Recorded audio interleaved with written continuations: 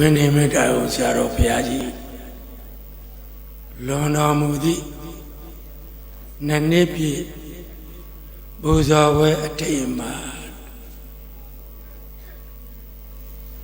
ဘုန်းကြီးကမနစ်ကတော့မလိုက်ပါဘူးအကြောင်းဒီအကြောင်းဒီနေ့တော့ဝိနည်းမေတ္တာအောင်ကျောင်းတိုက်ကြီးဗရဏနာယကဖြစ်ဆက်ခံတဲ့ဆရာတော်ဘုရားနဲ့ကျောင်းတကာကျောင်းအရာတကာရာအမတွေကလာပြီးတော့တကူတကမင်းလျှောက်သည့်အတွက်ဘုန်းကြီးကြွလာရခြင်းဖြစ်ပါအမှန်တကယ်ကတော့ဝိနည်းမေတ္တာအောင်ကျောင်းတိုက်ကြီးအတွင်းမှာရောက်ရှိလာလို့ရှိတယ်အပ္ပမဒဆိုတဲ့တတိတရားတွေအမြဲတမ်းဘုန်းကြီးရဲ့သံဃာမှာရှိနေတဲ့အတွက်မကြွရောက်ခြင်းဖြစ်ပါတယ်အလောမဓမ္မဒါလီမိတ်တာမြဲမြံတဲ့မိတ်ဆွေဖြစ်တဲ့ဝိနည်းမေတ္တာရောဆရာတော်ဘုရားကြီးလွန်တော်မူတဲ့နှစ်ပြည့်ပူဇော်ပွဲထိပ်မှာကိုဘုန်းကြီးကြွလာရခြင်းဖြစ်ပါအနုမောဒနာတရားနဲ့ရေစက်ချလို့ခေါ်နာတော့ကအစီအစဉ်ရေးသားထားပါဘုန်းကြီးကတော့ဝိနည်းမေတ္တာကိုဆရာတော်ဘုရားကြီးကိုတတိရတဲ့အနေနဲ့သူ့ရဲ့အကြောင်းဝိနည်းမေတ္တာကိုတိုက်ကြီးရဲ့အကြောင်းဝိနည်းမေတ္တာကိုတိုက်ကြီးတဲ့မှာရှိကြတယ်သံဃာတော်ရှင်သူများနဲ့တကွာကြီးညိုကြတယ်ကျောင်းတကာအကြောင်းအမှရဟန်းတကာယဟန်မှာအားလုံးအကြောင်းကိုဘုန်းကြီးကအကျဉ်းချုပ်ပြီးတော့ဘုန်းကြီးရောက်ထားဟောကြားပါမယ်ဝိနည်းမေတ္တာရောဆရာတော်ဆိုတာသံဃာတော်ရှင်သူမြတ်တွေရောဒကာဓမ္မပေါင်းသူတော်ကောင်းတွေရောမသိသူမရှိသလောက်ပါသိတဲ့သူများပါတယ်ဝိနည်းမေတ္တာရောဆရာတော်ဘုရားသည်သာနာဓိပတိဝိရိယဓိပတိစိတ်ဓာဓိပတိဝိမာန်ဓာဓိပတိဆိုတဲ့ပဋ္ဌာန်းဒေသနာထဲမှာပါရှိတဲ့အဓိပတိပစ္စည်းအမြဲတမ်းရှိနေတဲ့ဆရာတော်ဘုရားဖြစ်ပါဘယ်ရာဝတ္ထုကမှဒါစီပိတ်ပင်လို့မရနိုင်တော့အောင်ထက်တန်တဲ့ဇန္ဒဝိနည်းမေတ္တာကိုဆရာတော်ဘုရားမှာရှိပါအသက်ပင်တည်ပါစေဖြစ်စေလိုတဲ့ကြိုးစားအားထုတ်တဲ့ဝိရိယလည်းရှိပါစားလေဒီစိတ်သွားလေဒီစိတ်ဆိုတယ်လို့ထက်တာနဲ့စိတ်ရှိပါတယ်အဘယ်အကျိုးတရားကိုဖြစ်စေခြင်းဘယ်အကြောင်းတရားကိုပြုလို့ရမယ်ဆိုတာကိုသိတဲ့ပညာဝိမာန်တာလည်းရှိပါအဲ့ဒါလိုဝိနည်းမေတ္တာဆရာတော်ဘုရားကသန္တာဝိရိယစိတ်ပညာဆိုတဲ့အဓိပတိတရား၄ပါးအမြဲတမ်းရှိတဲ့ပုဂ္ဂိုလ်ဖြစ်ပါတယ်။တန်ဃာတော်တွေလည်းသိပြီးသားဖြစ်ပါတယ်။ကြီးညိုကြတဲ့တရားဓမ္မပေါင်းသူတော်ကောင်းတွေလည်းသိပြီးသားဖြစ်ပါတယ်။ဘုန်းကြီးကတိအတရသိစေခြင်းတဲ့အတွက်ကြောင့်ထပ်မှန်၍ဟောကြားရခြင်းဖြစ်ပါတယ်။အဲ့ဒါလို့ စန္ဒဝိရိယစိတ်ဓာတ်ဝိမာန်တဆိုတဲ့အဓိပတိတရား၄ပါးရှိနေတဲ့အတွက်သူကိုယ်တိုင်ခန္ဓာနှုံကအစီအစဉ်ပတ်သွားတဲ့အတိုင်းပေါ့ဝိနည်းအဓိကပရိယတိပထမကျော်ဘွဲကိုလည်းရရှိပါနိုင်ငံတော်အစိုးရပထမကျော်ဘွဲကိုလည်းရရှိပါအဓိပတိပြည်စည်းတတ်တဲ့အတွက်ပရိယတိသာသနာဣဒသက်ကြတိဟာဓမ္မစရိယဘွဲကိုလည်းရရှိပါစေတိယငနာဓမ္မစရိယခဏဝါစကဘွဲကိုလည်းရရှိပါသာသနာတသဓမ္မစရိယဘွဲကိုလည်းရရှိပါတယ်နာနာကန္ဓကာရကဆိုတဲ့ဘွဲတူးလည်းပဲရှိနေတဲ့ပုဂ္ဂိုလ်ဖြစ်ပါဧကမကဏဝါစက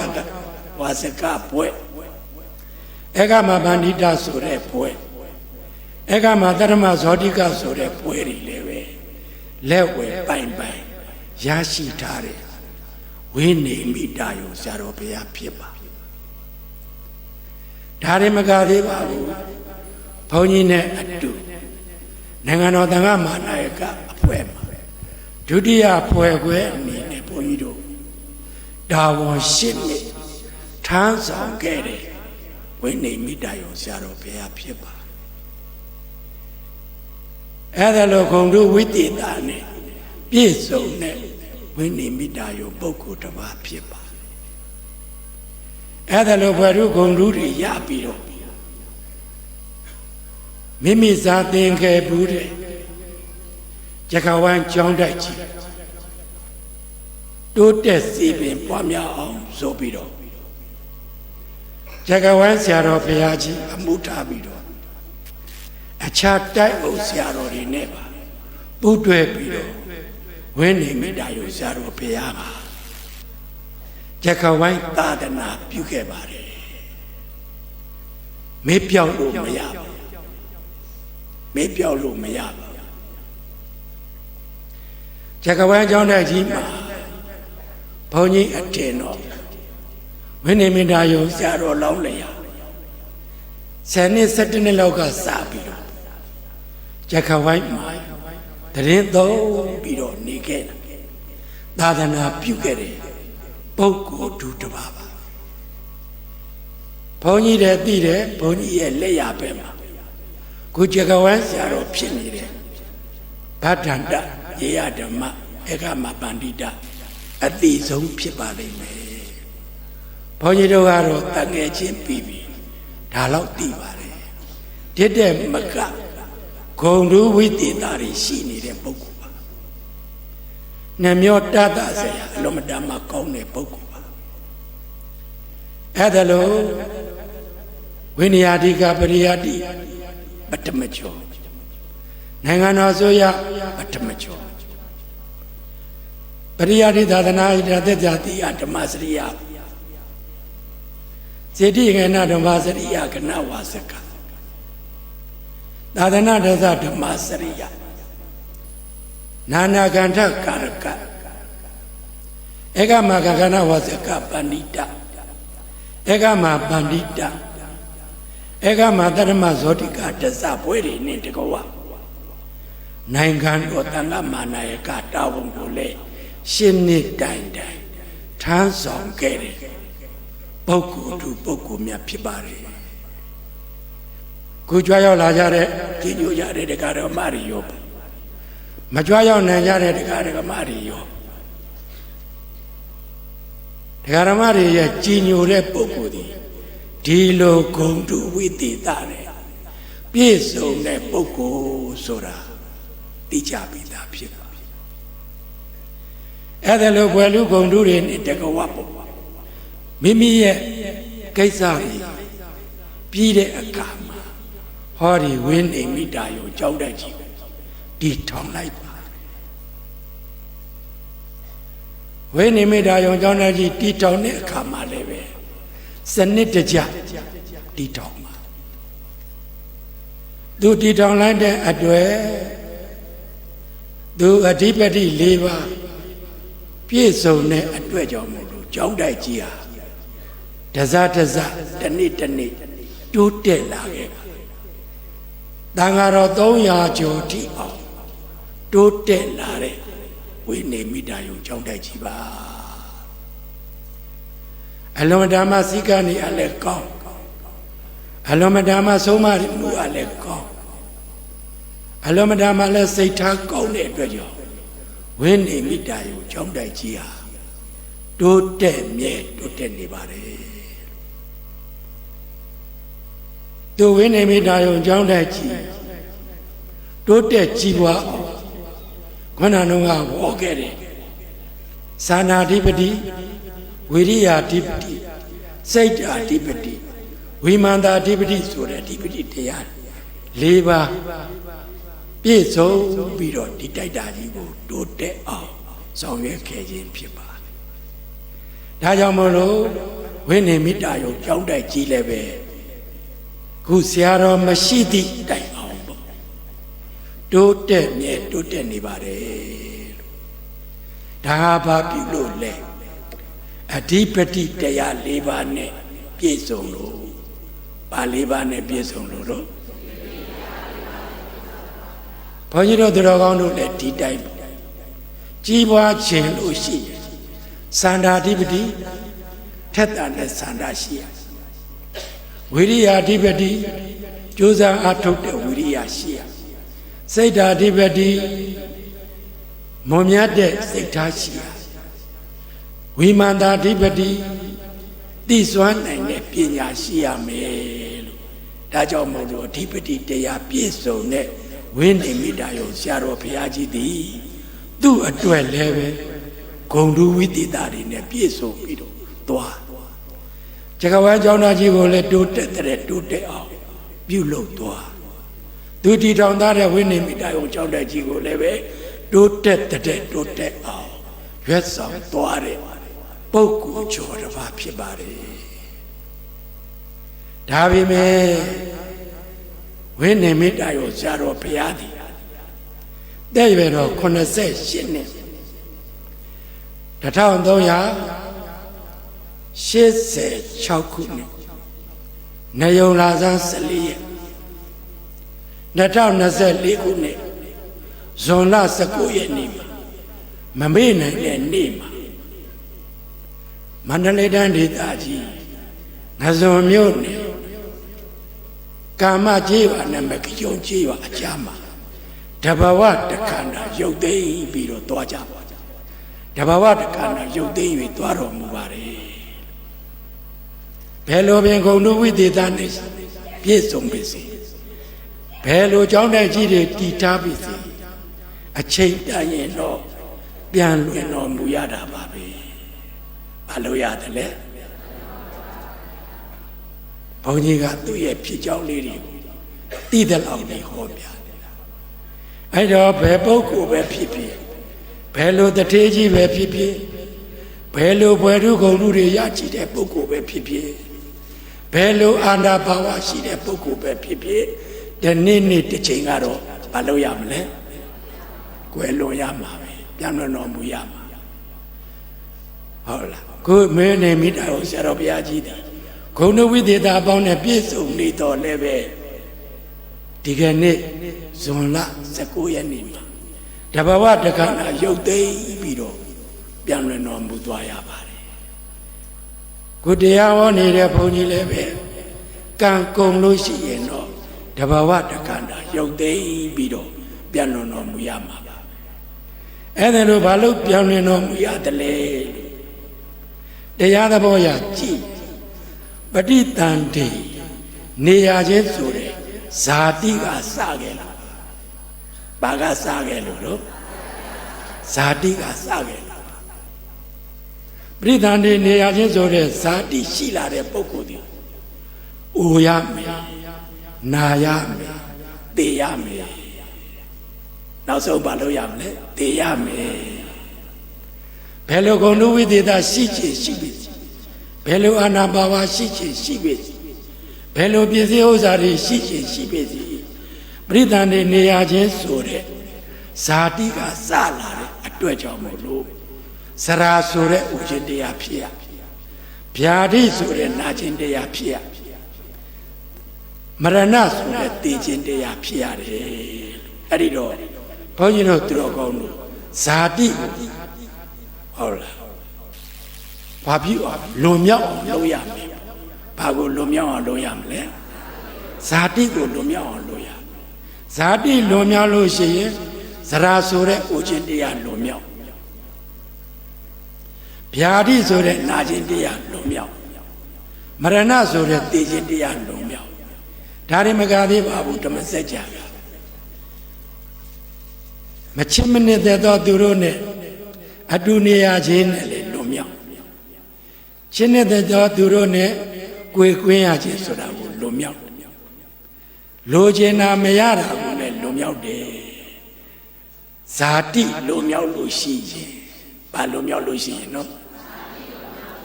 ဒါကြောင့်ဓမ္မစကြာမှာဇာတိပိဒုက္ခဇရာပိဒုက္ခ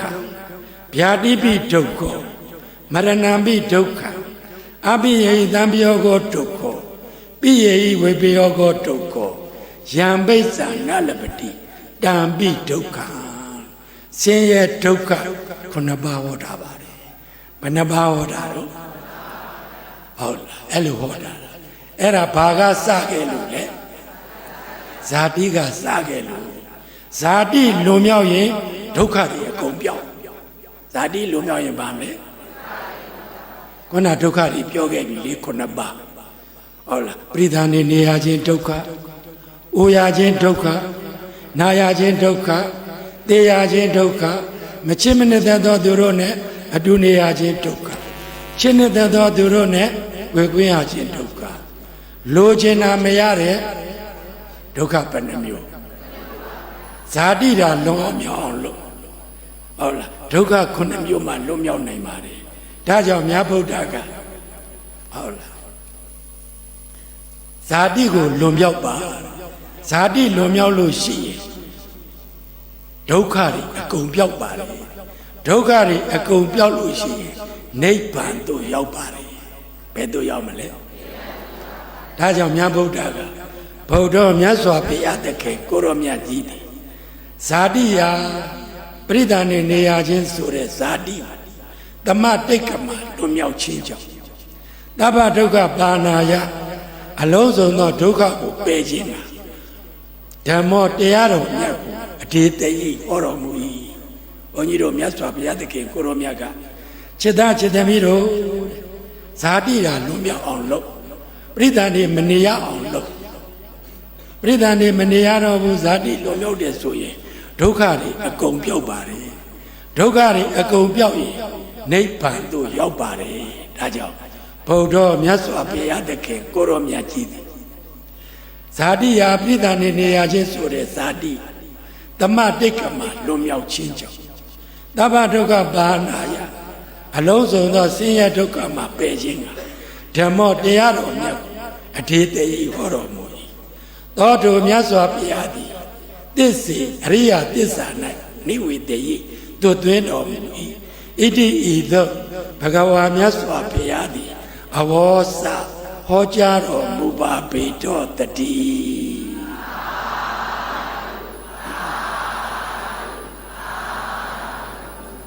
ဘုန်းကြီးရဲ့တရားအကျဉ်းချုပ်လိုက်လို့ရှိရင်သူတော်ကောင်းတို့ကိုးကွယ်တဲ့ဝိနေမိတာယုဆရာတော်ဘုရားကြီးသည်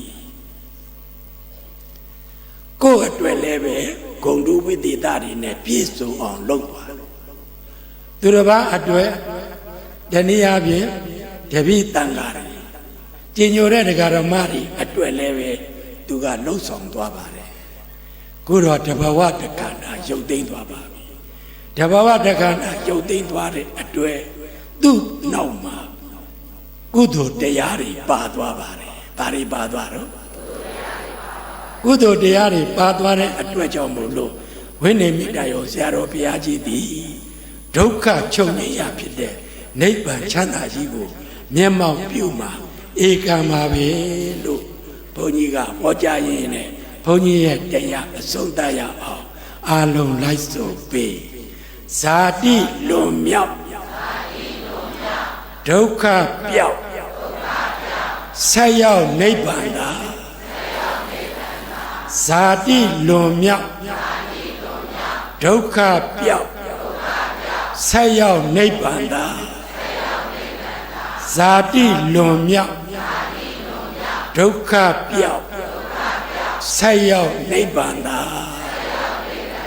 သာဓုခေါ်ပြီ